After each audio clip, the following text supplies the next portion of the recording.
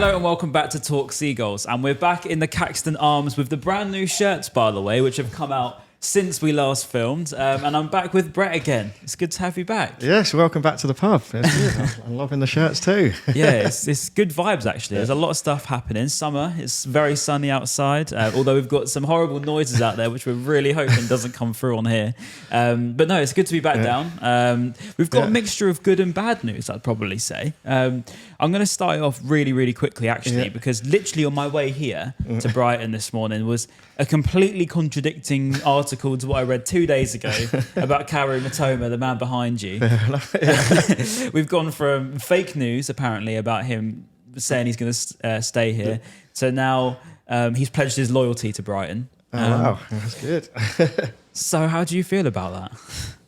Delighted by that. Like, I think he is our main man, isn't he? Really, I think I said he's our only world-class player. I've said that a few times, and like I guess like Japanese culture, most people are a man of their word, aren't they? So if he's saying he's staying, he's going to stay, and whoever wants to come in and buy him, probably not going to happen unless it's stupid money. But we've already turned that down from the Saudi league in the last transfer window. So him staying, building the squad around him, is going to be a good thing. Yeah, I agree. It's so nice to see a player actually just reject the Saudi money for once. You know, you see so many that have gone over there with 400 grand a week sort of thing, tax-free cash. And you can't blame them to an extent for taking that sort of cash, obviously. But it's nice to see Mitoma be one that actually focuses on his career, wants to actually achieve something in the game. I think the notion was he would only go to a Champions League club. Yeah. I guess it seems like Bayern Munich, maybe it wasn't one ready for him. They were after Luis Diaz now, I think, from Liverpool. So unless it's probably a move to Liverpool, who I'm pretty sure after Ekitike, I guess there's not really a host of clubs out there that are probably going to be able to even really afford him now. Yeah, I guess so. Yeah, and like weirdly, you got who won it? Tottenham there in Europe as well. So there's just weird teams that aren't very good in Europe, but if it gives him the chance to showcase himself on a higher level, then fair enough. But as you said, if nobody's coming in, I'd gladly keep him. But Tottenham are interesting actually, because they've just signed Kudus. So I guess I know he's the other sided player, but again, it's a winger, it's an attacking midfielder.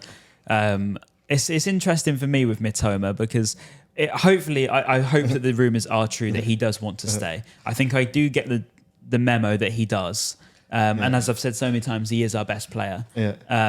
And I think for going into next season, just having someone that's actually going to stick to their word and stay.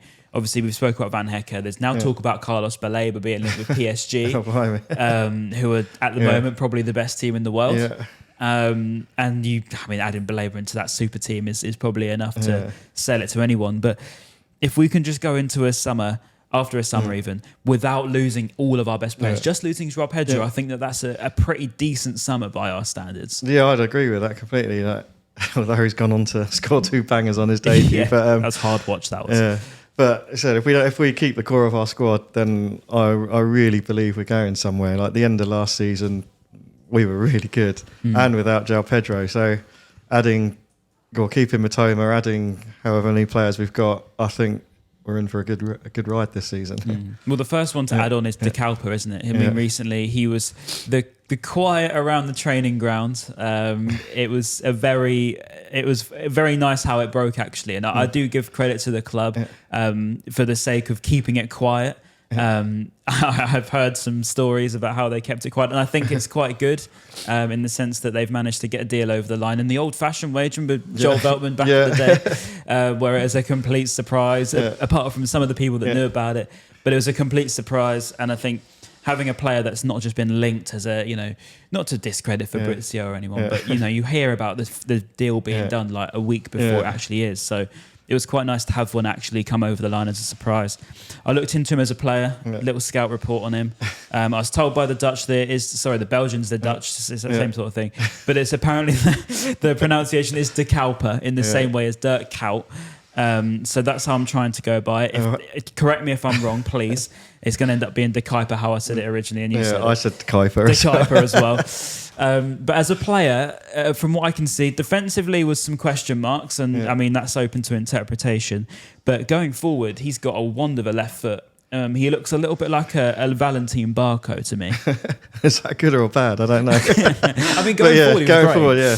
Well, we seem to have wing backs like that, don't we? We're going forward really good defensively. We're a bit questionable, but I like the look of him. He looks like he's a bit of a shithousery player as well. Yeah. So we need some of that in our team because, as I said before, we're a quite nice team to play against. So if we've got people who get stuck in and ruffle a few feathers, then it's all for the good. So we've got two now, Beltman and Dalpa. Let's call it Dalpa. Yeah, so yeah, I think if we and excuse me, if he's got this wonder of a left foot, getting some assists like for the strikers, hopefully we'll see the best of. I've forgotten his name. Babis, we'll call him. Babis Kostoulas. There was a few goals as well that caught my eye. You know, just the ball striking ability seems to be something that we really go after now. I think that sort of changed after we signed Julio, and all of a sudden we're going after players that can actually shoot from range. We've obviously got Gruder, who's so good at it. And I think it's quite interesting the amount of players we're trying to get with that ball striking ability. And Dalpa looks like one of those. I mean, as a wing back, it obviously looks like we are going to a back three, as you said before. And even if we're not, I think you've got someone that's going to be able to cover on that left side when Kara Mitoma's obviously not going to play every game. It leads me on quite nicely to losing Simon Adingra. Simon Adingra has gone to Sunderland for around £20 million. I think it's good business on our perspective, I think. Yeah, what are we getting for like 8 million, I think, maybe? I don't know, not a lot, but that's great profit on someone who hasn't really kicked on from how he was at the end of the De Zerbi era, and he kind of dropped off, tailed off and didn't play much. So to get that much money is great. I think when I look on it as well, it's probably the first time ever, there's a big contrast between the media and probably the fans that watch Adingra every single week. And I'm not to discredit Adingra, by the way. I actually was in the camp of I didn't like the fact that everyone was giving him abuse and stuff. Didn't like everyone celebrating the fact that he was gone. I didn't feel comfortable with that one. Because I thought he did really, really good thing in his first season. And that was being thrown into the deep end in a team that he shouldn't have really been playing in. But regardless, I think that the move makes sense. But when I see the media almost saying that they've signed this Premier League like winger, wonder kid player, I'm thinking you could be a little bit disappointed in the sense of he's all right. Like he's a decent player, and they have got themselves a good player. And I said this on the Sunderland podcast yesterday, but you've not got yourself someone that is the Brighton world beater. And unfortunately for him, because we've got Mitoma in front of him, it makes him look probably worse than perhaps he is. And maybe it's an opportunity for him to be at a club where he can now progress.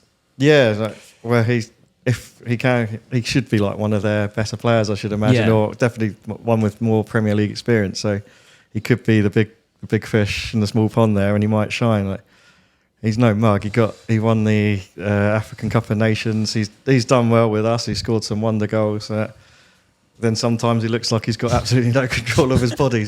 But he is good. But am I sad to lose him? Probably not, because we have got about 100 other wingers, and I think we had to trim our squad down as well. So we've got 30 players and we need to get it down to 25. So he was an obvious player to go. Yeah, and the way I look at it is they've effectively got him for 10.5 million, really, haven't they? Because obviously we signed Tommy Watson for 10 million from Sunderland, and it seems as though Watson has settled in nicely in his early signs in training.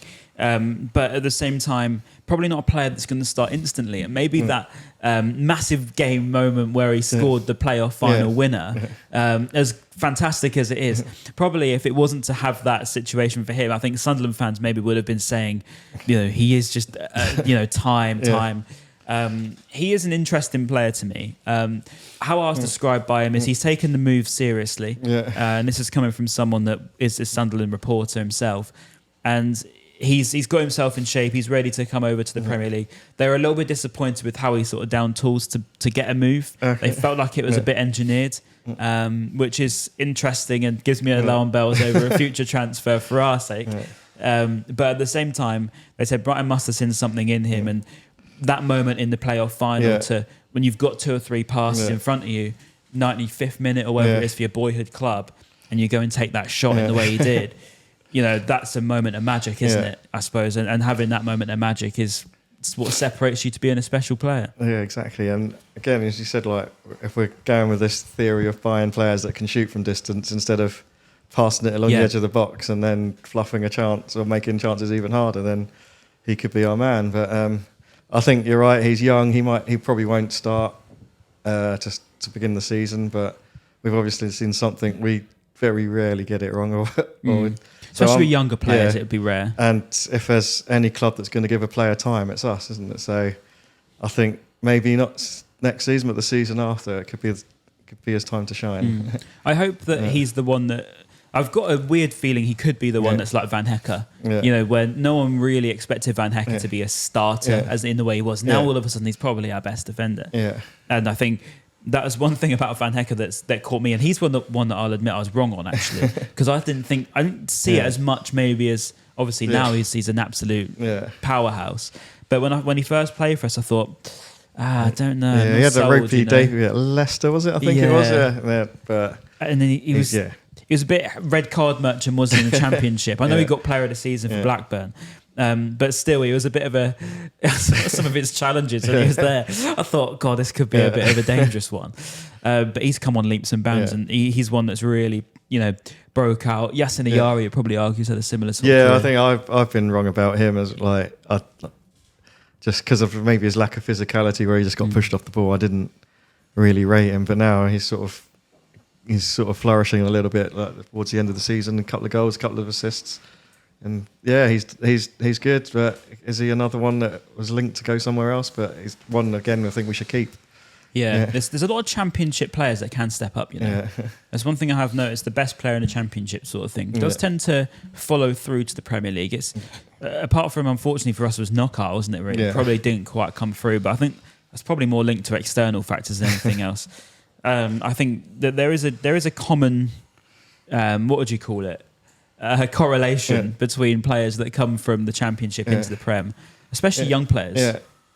Well, dare I say it, Palace are quite good at picking up those sort of players. Like Wharton was the last one that he was doing really well, and now he's sort of flourishing in the Premier League, and now he's a cup winner. But there's a... Maybe not a Europa League player. That's quite funny, that whole story. I don't really understand what's happening, but there we go. It looks like they're out, I think. I think they'll still get conference is the likelihood at the time of saying this anyway. But it's a bit messy. I was listening to John Textor on TalkSport on the way over. And what a car crash of an interview that was. I was trying to make use of what he was saying, but I felt like he was being a little bit hard done by Jim White, to be honest. I feel like he was really headline fishing a little bit. And I was thinking... I don't know who's being more annoying in this scenario, to be honest. All I can really say is that, it doesn't look great for Palace, but oh well, I suppose. Where are we at anyway? So De Kalpa's in. As I said, that left side is interesting to me. I said it last time. Perhaps defensively suspect, you would argue, but I think going forward now, if we've got Watson, we've got Mitoma, who can also cover defensively as well, I would say. De Kalpa's there. It does unfortunately lead me to the other left-sided player who looks like he's probably going to go now, and that's Pervis Estupinian. I do have a feeling that may end this season. I'm trying to think if I've seen him in pictures at the training ground. And I can't remember. Was there, but I don't think he's there for much longer. Yeah, because I think that's where admin have been clever, and they've put Mitoma in lots of pictures. He's been advertising the new kit, so... that makes me think he is staying low, whereas Perth, I think he's sort of maybe trying to engineer a move himself. I think maybe it was his agent that was linking him to Man United or whatever. But on his day, I thought he was one of our best players. But then, after his injury, he just never seemed to fully recover. And before, where he never looked tired, now he looks knackered. But who would play? Does the new guy come in straight away? That's a lot to come in. But then if we're playing 3 centre backs, do we need wing backs? Or if we play 3 at the back with wing backs, where does Mitoma play? There's so many questions. We had a comment last time and it was about Fodi Kadioglu. It was like you didn't even mention him, and I thought fair enough. We didn't, and that was purely because I forgot he played for us, to be honest. And I'll mention him now. He's a great talent. I saw definitely something in him towards his injury that did come about. But equally, I've seen a lot of links away, talking about loans and stuff, and I'm thinking, I really don't think he's there to go on loan or even be sold yet. We've not seen him here unless there's something's really gone wrong. But it'd be quite surprising for a player that was, one of the Euros 2024 best talents. I think he's obviously capable of playing both left and right back. He played right wing, didn't he, for us for a moment, and he scored from that position. Yeah, it's Wolves, is it? No, Liverpool away as well. Yeah. And he contributed to a goal against Wolves as well. You're right on I think it was his debut or his second game. And he looked a little bit. You'd say rabbit in the headlights on that first debut, maybe, but I think he came into it. I think he's a good talent. He's 25. Yeah. He's a player that's there for the taking, I think, next season. I think he's another one of our defenders that are good going forward, but maybe suspect at the back. Possibly. Maybe, I said, we can't really say our defence has been good when we've been conceding nearly 2 goals a game. Yeah, exactly. So, we've signed so many centre-backs, and so I think we're trying to shift the way we're playing, and weirdly, we just seem to be signing all left-footed players as well. So, apart from maybe Babis, I think every single signing's been a left footer. So. Yeah, I saw about this actually, and they were talking about angles on the pitch. Yeah. And they were saying that the more left-footed players balanced with the right-footed players means you can pass the ball in different diagonals. Yeah. I think that is true, because especially with De Zerbi, that was one thing that we really had good, was the left side was left-footed and the right side was right-footed. And then, you could switch Mitoma and March, who both had, opposite feet. I think that's quite a nice idea in terms of this overload that we want to keep playing, especially with how Fabian Hurtzler wants to play. Maybe he changes that this season. Maybe we go for a little bit more possession, but it seems like the players that are coming in are quite physically demanding, and certainly that intensity probably you'd get from these, players like De Kalpa, for example. Yeah, I agree. Like I said, Fabian said he wants physicality in our squad, and it looks like we're going that way now. So where we're previously being pushed off the ball, now I think we'll be able to fight, stand up for ourselves, as well as play the good football. And then once we break on the counter, we're really good, aren't we? So hopefully this is the season where it does click, and we don't... Well, it has clicked apart from the poor teams at home, hasn't it, really? Yeah. So maybe that once we unlock that bit, then we're up there. Yeah, I agree. I think the squad's nearly rounded. I think if I was to ask you the question as to who you think should come in, what positions do you think are still susceptible? Do you think? For me, it's probably still the striker. Just like Welbeck's not getting any younger, and then Ferguson, who knows what he's going to be like. Babis has a lot of pressure on an 18-year-old kid to perform, even with that price tag. So I don't know, if we're playing with more than one up front on his own as a number 9, then I think we need another striker. But the rest is maybe right back. We're still lacking a little, but I guess with right back we've got midfielders that can cover. I guess like you got Weaver, you got Hinshelwood, Lamptey, Veltman, but they haven't got. I don't think we've got a number 1 right wing back, but people that can play there. And Evan Ferguson, by the way, that you said. I find this a bit of a strange one for me, because there's talk of him being sold, and there's talk of him being loaned, and then there's talk of him being sold, and then there's talk of him being loaned, and then there's loan with an option to be sold. This was our star boy like 2 years ago. I went through some old quotes. I wrote a piece on him the other day, and De Zerbi put on a quote once, and he said that we cannot give up on him, basically, and he's like his son, and he wants him to be the superstar that he knows he can be. And regardless of whether that was 2 years ago or not, this isn't 20-year-old that we're saying is pretty much all over and we're going to sell him and give up on him. From a player that's got 12 Premier League goals and someone that has got, I think he equalled Wayne Rooney's record, by the way, as being a teenager for as many goals in the period of time that he scored them in a calendar year. So this is a superstar talent that has been suffered with injuries and apparently illness. He's gone through a lot, I think, as a player. But I don't think it's a question over his character. I see a lot of people say he's lazy. I don't think he's lazy. I think he's just had a lot of bad luck along the way, and it looks like it's taxed him a little bit.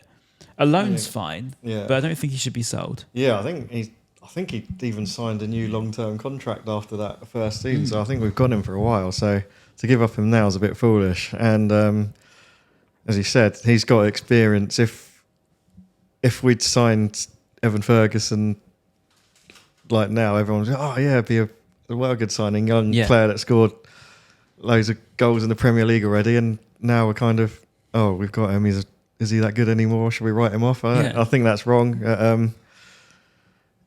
confidence is a big thing in strikers, isn't it? And he's obviously clearly lacking confidence where he's not even getting any minutes to showcase himself, is he? So he just needs like maybe that one goal that comes off his backside, goes in, and then he's off and running again. Like Mope was the same.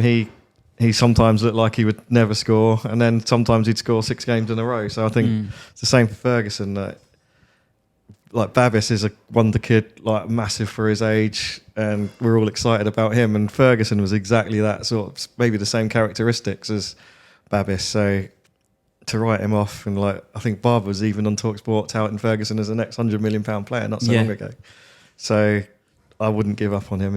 And we are in need of strikers. Yeah, it's the idea of just giving up. Yeah. I don't like. And I remember, I mean, as you say, rightly, if this is a player that was playing for another sort of club of our stature, say he was a Villa player that had scored 12 Premier League goals not so long ago, and he just went through a bit of a rough time, we'd be looking at that in the old Brighton fans, and I'm saying this in the last 12 months or so, we'd look at that and go, we want to bring him in and we can help him, we can save him.